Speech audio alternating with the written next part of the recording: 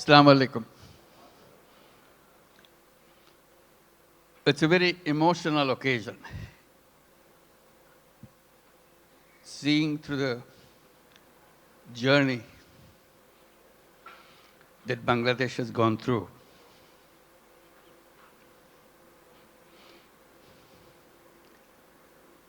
The people who are just presented,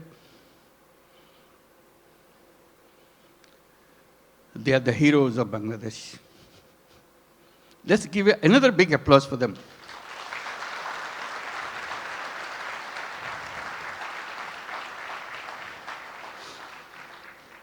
Another standing ovation for our new citizen, Kyu Hak Sang. Thank you. Wonderful. His dedication, his commitment. Thank you. Please have your seat. Just doesn't have any boundary. He loves Bangladesh. He worked for Bangladesh. He loves the nature of Bangladesh. I wish you could visit his factory. And he brought so many delegations this time to come to show his new land of citizenship. Can the members of the Korean delegation please stand up so that we can give you applause? Yes, indeed. Thank you. Thank you so much. Wonderful. Yeah. Fantastic. This is your home too. We'll make this home beautiful home. For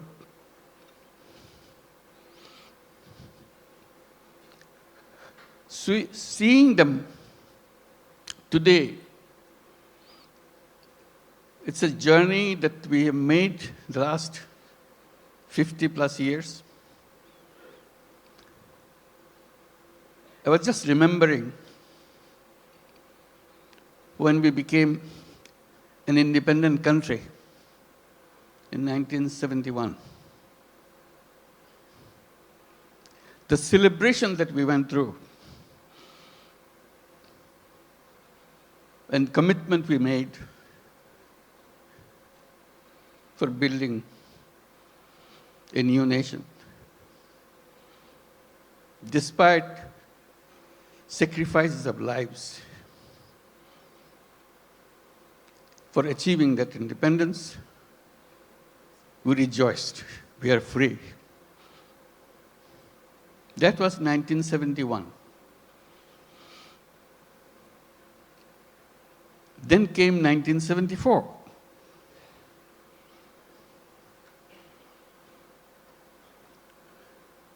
Today we are talking about 180 million people.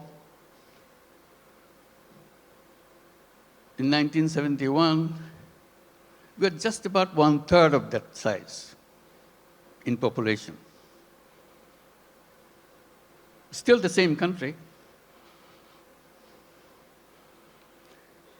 74 is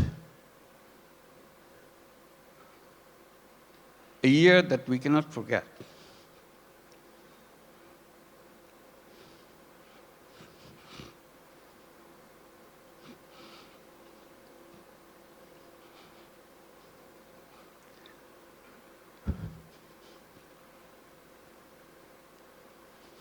Sorry.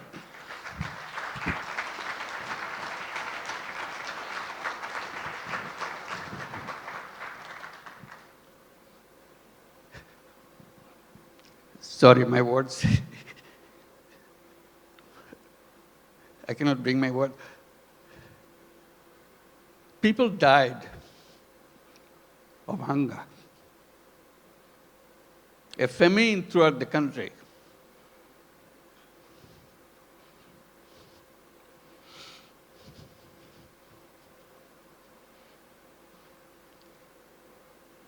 One and a half million people died.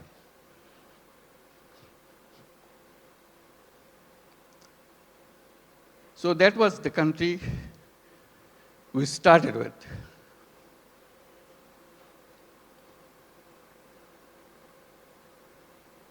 We used to grow one crop.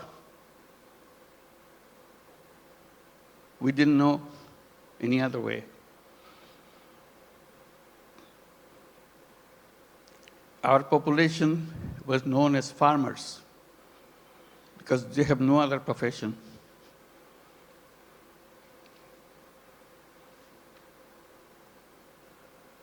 And of them,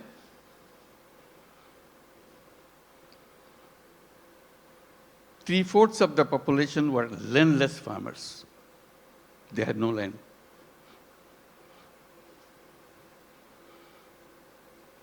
They used to lease in a tiny bit of land from the people who had little bit of land to make a living by one crop. If you heard the word dirt poor,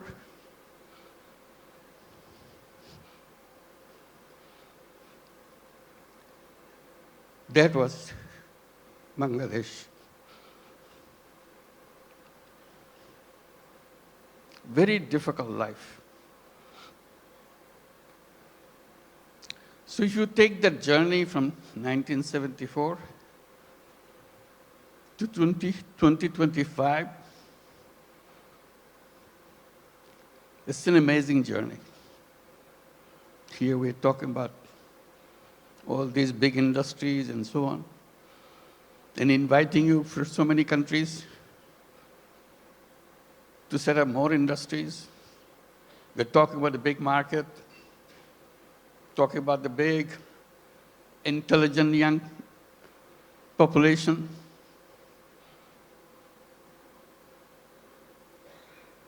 That's Bangladesh. Came a long way in a very short time.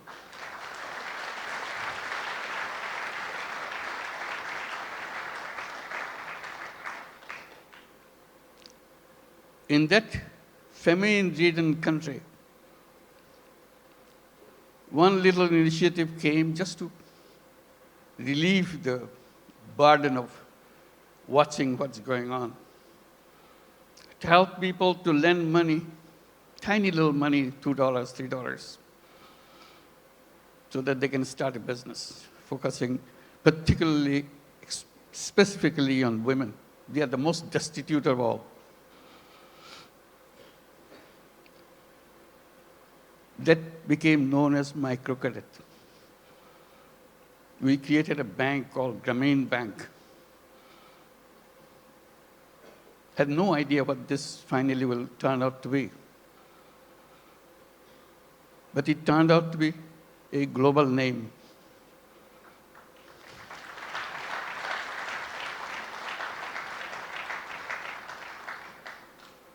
Because no matter which country you are, you have little Bangladesh of 1974 inside of you. You don't recognize it. You hide it by giving public money to them. So I always raise the voice. Giving public money to poor people is no solution at all.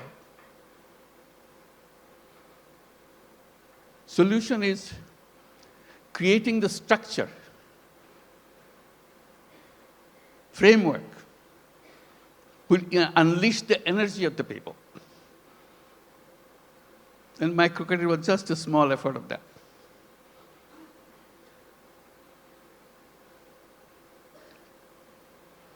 Then a crazy idea came over. When government wanted to issue license for telephone,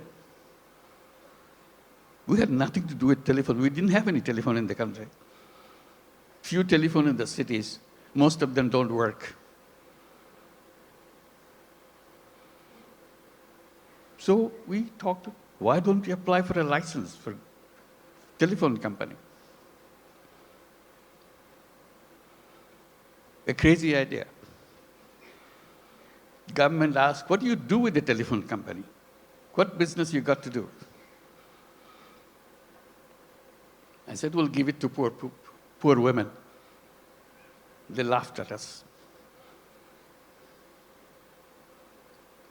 To make a long story short, we got the license, called it Grameenphone, because we had the Grameen Bank, Grameenphone.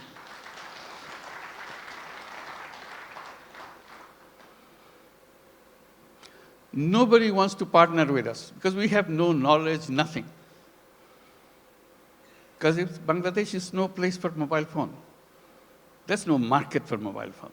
Who wants to be partner? So we knock at every door, international doors. Nobody wants to partner. Finally, someone I personally knew in Norway, who happens to be chairman of Telenor. I explained to him, can you help me? I explained why we want to do this and why we want to bring the phone to the women. He took it seriously. But the company board doesn't agree with him. They said, what, Bangladesh? We never heard a name called Bangladesh. So it's a big effort for him. The more board rejects, he comes back again, explain again. Finally, he got it through. The company assessment was, at the peak of this company, you will have 200,000 users of the mobile phone in the whole country, 200,000. And you cannot make a living on this with this kind of clientele. He told me, I said, are you crazy? It will be at least 10 times more than that. That's the way I could figure. It became the largest telephone company in the country.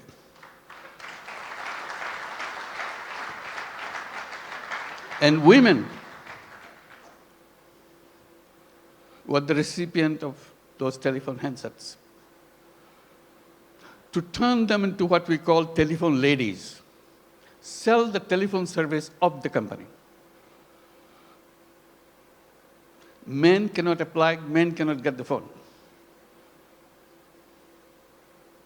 Only poor women of Grameen Bank, not all women, only poor women of Grameen Bank can get a phone. Totally illiterate, has nothing to do, doesn't even know what a phone is. We train them. They started selling the service, saying, if you want to make a phone call to your son in the Middle East, in the meantime, Middle East saga began. So people wanted to talk. It became a roaring business. Soon, 100,000 women selling telephone service all over Bangladesh. It became so popular, everybody wanted to have a phone. Changed the whole company. At that time, there are other companies coming up around the world. They were focusing on their cities. The newspapers were covering us, not them. It became well known. So they started copying. For the first time, the idea came, phone have some use in the villages. They had never idea, no idea at all. The telephone has any meaning in the villages. They're always concentrated on the cities. Telephone industry globally changed.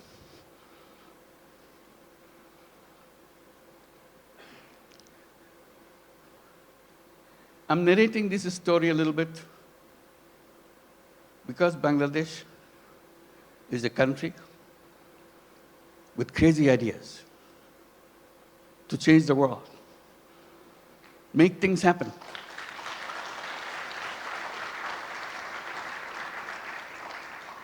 Everyone you saw on the stage receiving the award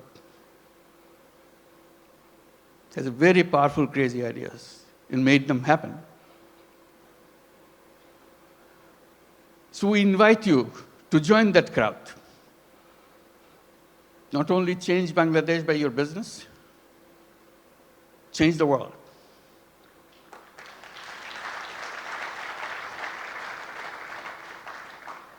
I keep reminding people, Yes, you want to make profit, go ahead, make profit.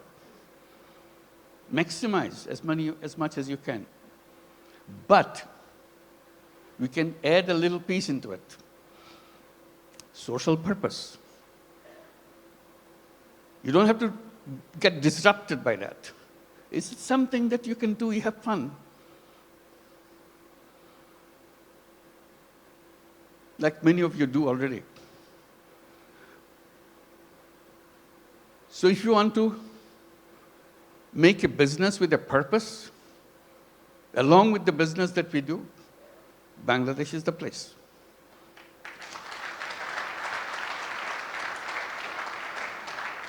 You will not know what your business will be like.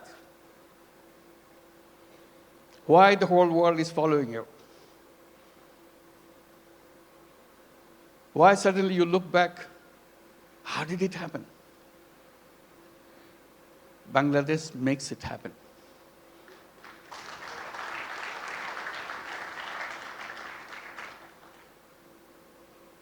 Always people explain how happy you got, you make money, we show the bottom line, fantastic thing. I try to add a little bit to that by saying making money is happiness, definitely, of course. But making other people happy is a super happiness.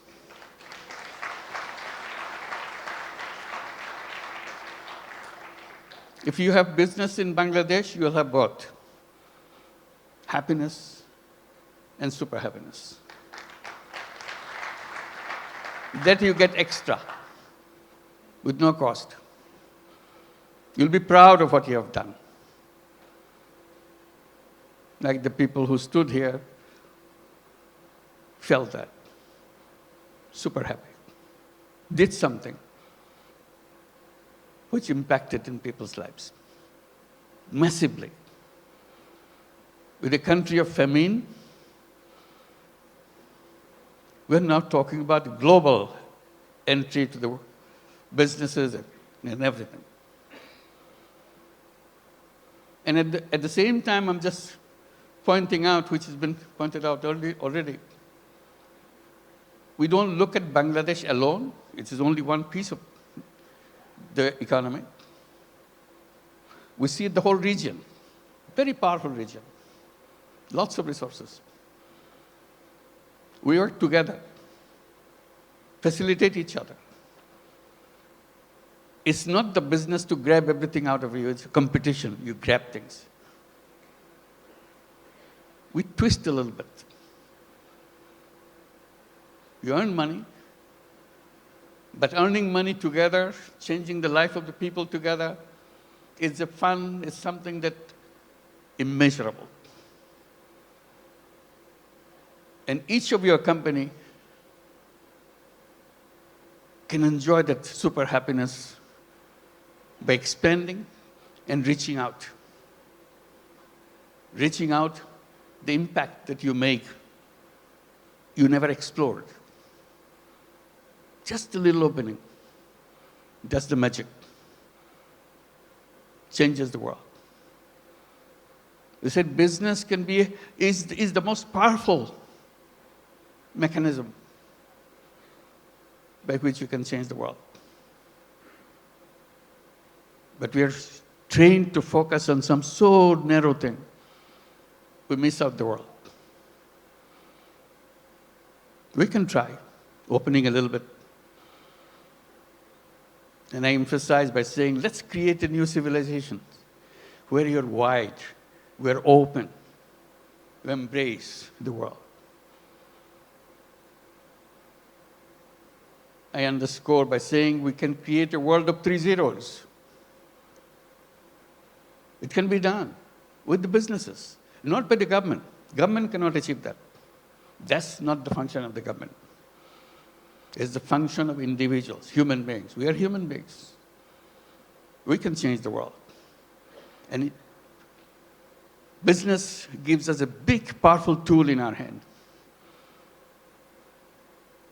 And the new civilization, I say, should be a civilization where there'll be no carbon emission. We can do that. That's where the business innovation comes. All we have to do is just pay attention to that side. No carbon emission. It's a self-destructive system if you allow carbon emission to continue. No wealth concentration. It's fun to make money, but wealth concentration is the most dangerous thing to a human being.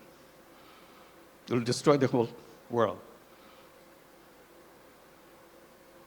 And zero unemployment. The young people get excited about it. Because all of you are entrepreneurs, not job seekers. Think like an entrepreneur. Make things happen.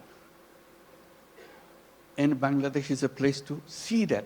How suddenly people, we are known as farmers. We're a country of farmers, landless farmers. We didn't have any land, much land, little.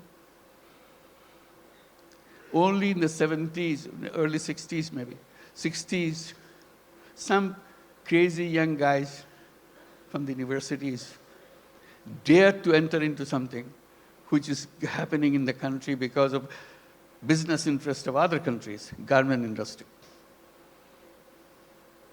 They said, why not us? That was the beginning of the garment industry in Bangladesh, those crazy young guys. All the first generation, some of them are already here, came out of that generation. And now moving into the second generation, you heard Naseem, the second generation entrepreneur. That's our history. In 2 generations, second generation is just the beginning. It's still the first generation going on. Tapan is here too, I saw him. Where are you? Second generation, I'm sure. So that's the journey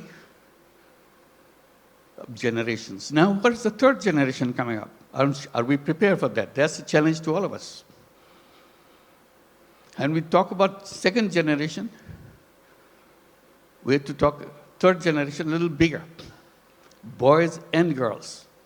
Somehow, in entrepreneurship in the past, women left out. We have some, but very few.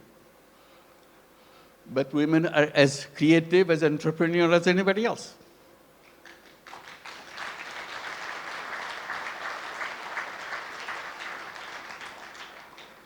Together, those young generation will change the world. They have the technology, they have the creativity, innovativeness, and problem-solving ideas. We don't have to look at the problem the same old way that we did 50 years back, waiting for the government to do something. We people can do that. That's a chance. So today it makes me very happy that we can gather together, and talk about creating that world. It's not just business in a limited idea, which is good, but you can have another space remains unutilized. Let's use this too. And Bangladesh, the business in Bangladesh is not only for Bangladesh, that's the point. It could be for the whole world. Who ever thought that microcredit, which started in a tiny little village, now would be a prime business in the United States, Grameen America?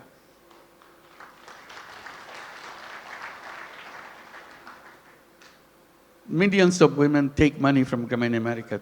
Loan size, in the American terms, less than $1,000. Imagine needing less than $1,000 in the United States. Such a hassle, such an impossible thing. They get so grateful that somebody gives them. Usually $500, $600. Now the whole Grameen America became annually about $2 billion a year. In the next 4 years, it will be $5 billion a year. It's growing very fast. So little things. In that sense, Bangladesh ground is very fertile. You put a little bit of seed, it becomes global.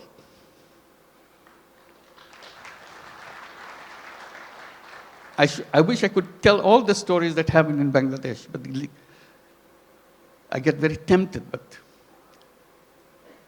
they're all here. Talk to them, find out. And we welcome you to join us with that mission, creating a new world for the whole world. Thank you very much.